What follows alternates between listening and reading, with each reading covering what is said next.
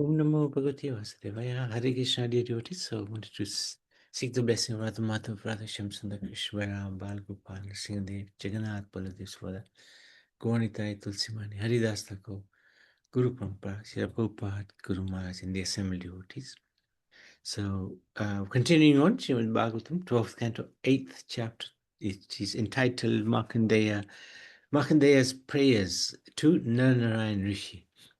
This chapter describes how Markandeya Rishi performed austerities defeated by his potency Cupid and all his associates, and offered prayers to Lord Sri Hari in his forms of Narnarayan.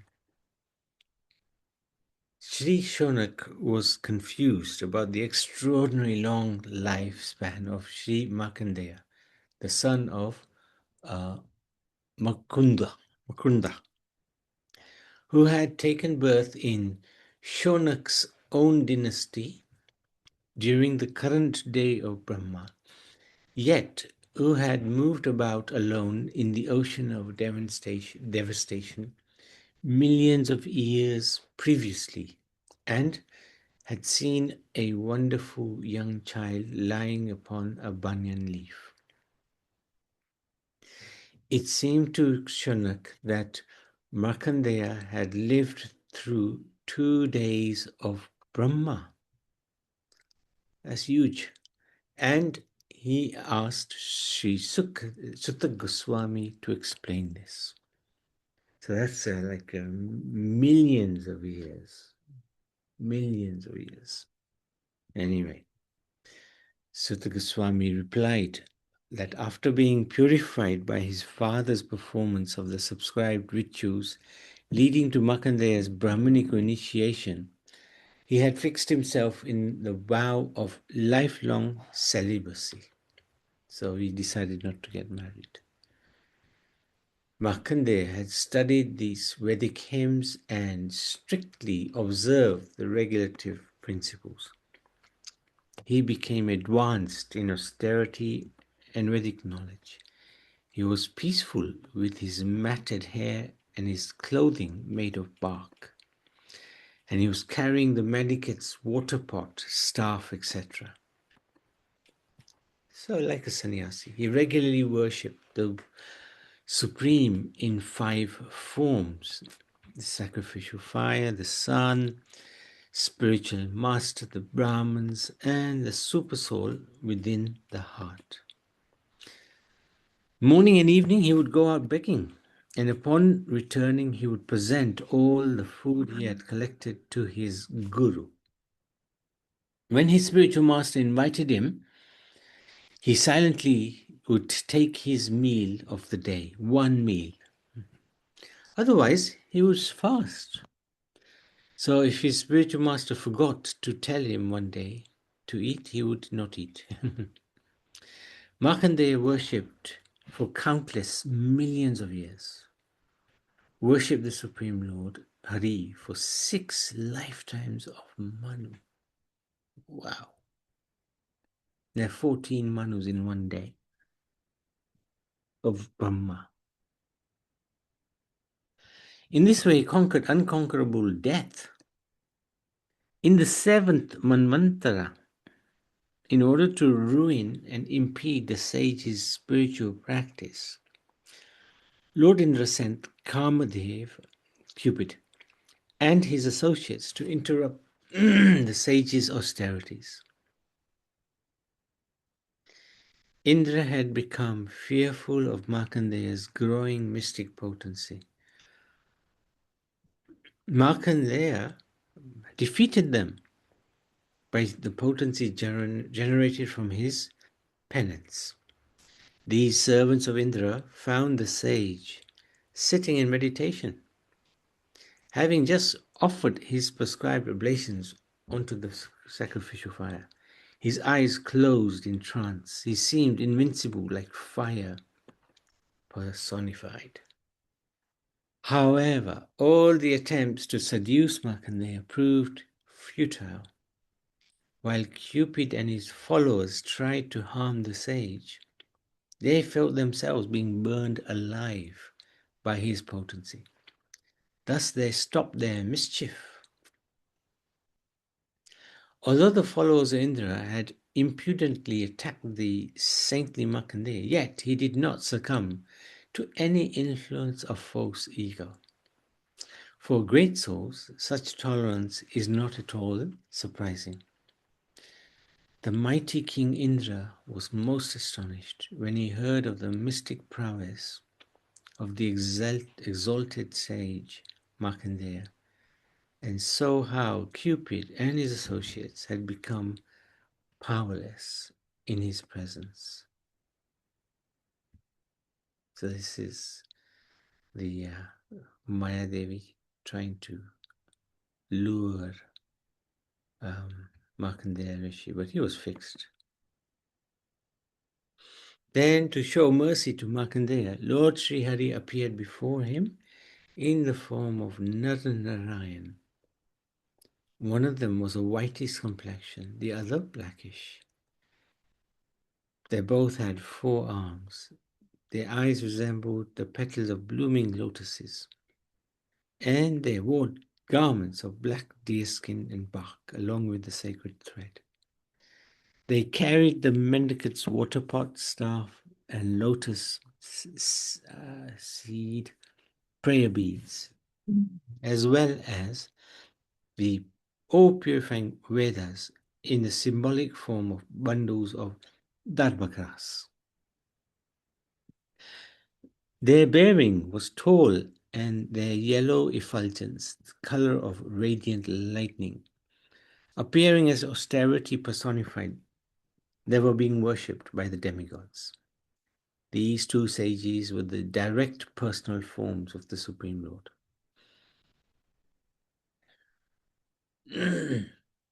Sri Markandeya prostrated himself in obeisances and then worshipped the lords by offering them comfortable seats, water for washing their feet, and other respectful presentations. He then prayed, O Almighty Lord, you bring to life the vital air of all creatures, and you also protect the 3 worlds, vanquish distress and award liberation. These 2 personal forms of yours have appeared to bestow the ultimate benefit for the 3 worlds, which is the cessation of material misery and the conquest of death.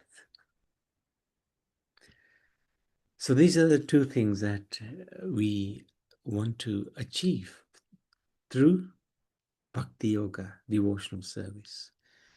Get rid of this material body, life, and to conquer death by going to the spiritual world, not having to take birth again in samsara.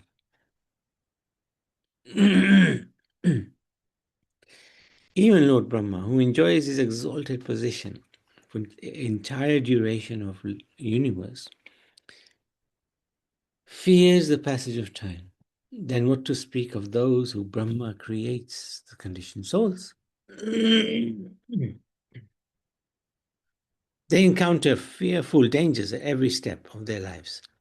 I do not know of any relief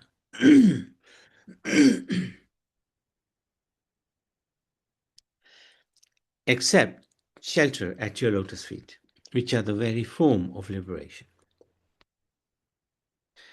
You never allow those who have taken shelter of you to be defeated by any kind of misery.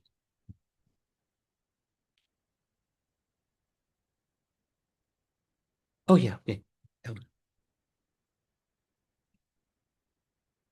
Attaining your lotus feet is the only auspicious goal for the conditioned soul, and service to you fulfills all their desires. Your pastimes enacted in the mode of pure goodness can award anyone salvation from material life. You specifically employ the mode of goodness to liberate the conditioned souls. The other 2 modes simply bring them suffering, illusion, and fear.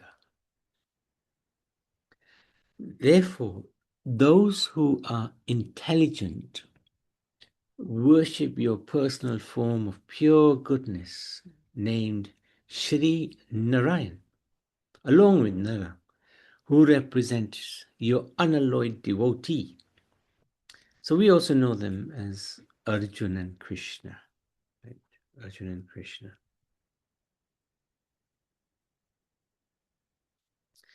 Your devotees consider this mode, but never passion and ignorance, to be a direct manifestation of you. The living entity bewildered by illusion can directly understand you if he receives the knowledge presented in the Vedas and caused by you, the spiritual master of the entire world, universe. Sorry, I just need to clear that throat a bit. 1 second. Even great thinkers like Brahma are simply bewildered when they try to understand your identity by struggling on the path of Sankhya Yoga.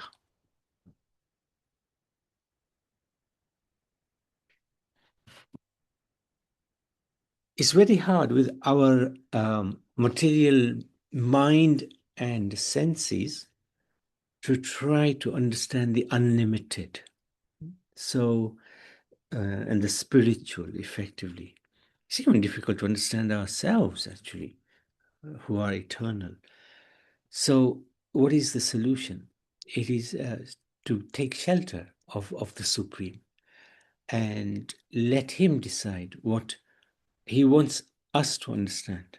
That's very, very good way to try to worship the Supreme Lord. You yourself manifest the proponents of Sankhya and other philosophies, and thus your true personal identity remains hidden beneath the designative covers of the Jiva soul. Yeah, even the to understand the Jiva soul is so hard. I bow down to Lord Narayan, the supremely worshipable deity appearing as a sage, and also to the saintly Nara, the base of human beings, who is fixed in perfect goodness, fully in control of his speech and the propagator of Vedic literatures. So this is a very nice painting by a devotee. This is Markandeya, and this is Narayan. This is Narayan in the blue, and then Nara. Narayan represents the Supreme. Nara represents the Supreme devotee. Okay, chapter 9. Markandeya sees the illusionary potency of the Lord. This chapter describes Markandeya's vision of the Supreme Personality, God's illusionary form. Satisfied by the prayers and proper glorification offered, Sri Markandeya had, glorification offered by Sri Markandeya, the Supreme Lord Narayan, the friend of Nara, told him that he had perfected his life by practicing fixed meditation upon the Supreme Soul, as well as by focusing upon him with undeviating devotional service and austerities, to ask for a benediction. So please ask me for a benediction. What would you like? The sage said, you remove all distress for the devotees who surrender unto you.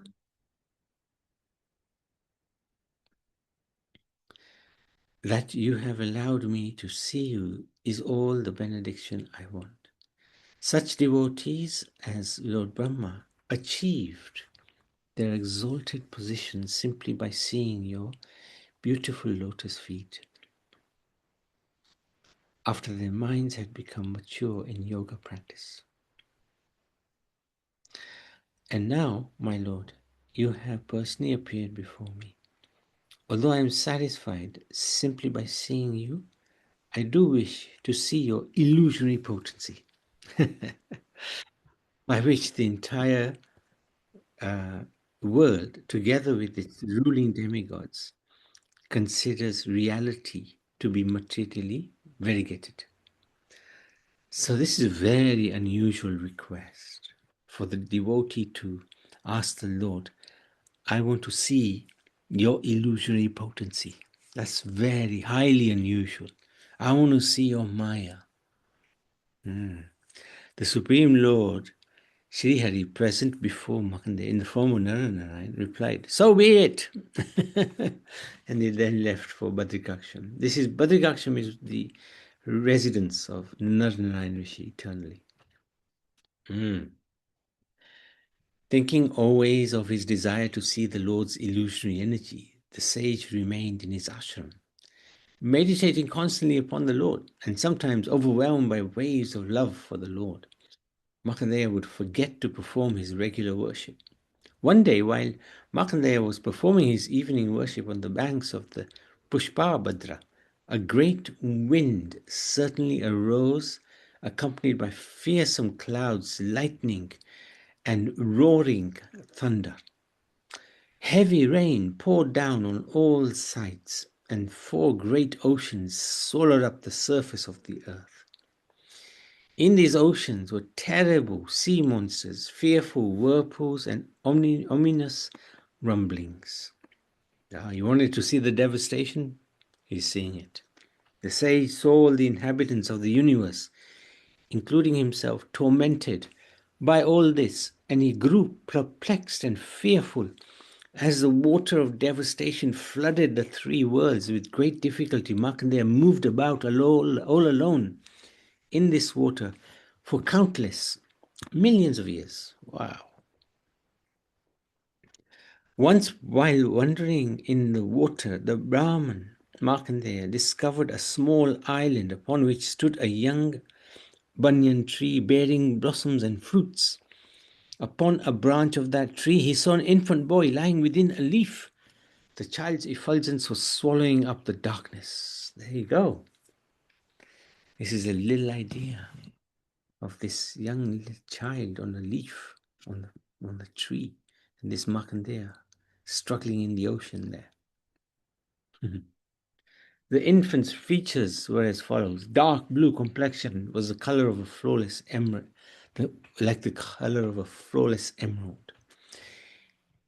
His lotus face shone with a wealth of beauty. His throat bore marks like the lines on a conch shell. He had a broad chest, a finely shaped nose, beautiful eyebrows, lovely ears that resembled pomegranate flowers. The corners of his eyes were reddish like a roll of a lotus.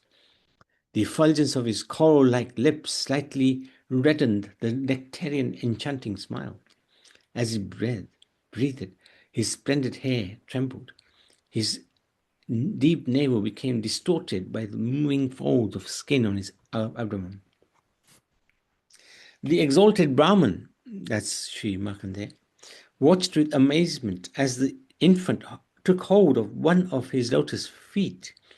With his graceful fingers, placed a toe within his mouth and began to suck. As Markandeya beheld the child, all his weariness vanished. Indeed, so great was his presence that the Lord of his heart, along with his lotus eyes, fully blossomed, and the hairs on his body stood on end. Confused as to the identity of the wonderful infant, the sage approached him. Just then, the child inhaled, drawing Markandeya within his body like a mosquito. Markandeya was amazed to see the entire universe just as it had been before the annihilation. Seeing this, he was most astonished. The sage saw the entire universe, this sky, heavens, earth, stars, mountains, oceans, great islands, continents, the expanses in every direction, the saintly and demoniac living beings, the forest, countries, rivers, cities and mines, villages, cow pastures, and the occupational and spiritual activities of the various social divisions. He also saw the basic elements of creation along with all their byproducts, as well as time itself, which regulates the age within the days of Brahma. He saw everything else created for use in the material life. the Himalayan mountains, the Pushpa Bhadra river, and his own hermitage. Then, as Markandeya beheld the entire universe, the infant exhaled. So he had inhaled, and Markandeya had seen so much, and now he was exhaling, expelling the sage from his body and casting him back into the ocean of dissolution, where he again saw the banyan tree growing on the tiny island and the infant boy lying within the leaf. The child glanced at him from the corner of his eye with a smile imbued with the nectar of love, and Makhdar took him into his heart through his eyes. When the sage ran to embrace the Lord, he became invisible to the sage, and the banyan tree, the great water, and the dissolution of the universe all vanished as well. Also, in an instant, Markandeya found himself back in his hermitage just as before. So he had experienced the illusionary potency of the Supreme Lord, the material world in its devastating form. So I wanted to stop there because I think next time. Yeah, let's stop there. So any questions, any comments? This is a very interesting part of the Bhagavatam because of Markandeya Rishi, who's a great devotee who wanted to very unusually see the illusionary process. Hare Krishna, Prabhuji. Yes, Nariman. Hare Krishna. Yeah, they said that Markandeya Rishi and Nar Narayana are still around. They are Sanjeevani. They're still there Yes. around in this material world, along with others like Correct. Hanumanji and Ashwastama. Yes, yes, that's right. That's right. Indeed. Absolutely. Narayan Rishi, they're said to reside in the Badrikaksham area. And the others, I'm not too sure. But yes, they have very long lives. Yeah, Amazing what he saw and what he did. And he swam in the waters for millions of years. I know, extraordinary. Oh, He was a yeah. great sage. I think because he was able to control his life air, because also your life depends on number of breaths you take. Mm. So he was able to prolong his life unlimitedly. So yeah, he had such an amazing power, strength. So that's what yogis do. They control their life air Mm, by mm, controlling their breathing and slowing down completely. mm, Number mm. of breaths in life. It gets Indeed. stuck. Number of breaths remains the same, but their longevity gets extended. Yeah, yeah, yeah, yeah, yeah. Yeah. Okay, very good. Yes, thank you, Naniban. Appreciate that. Correct. Hare Krishna. We can stop there. Shrimad Bhagavad Puran ki jai, Markandeya Rishi ki jai, Nar Narayan Rishi ki jai.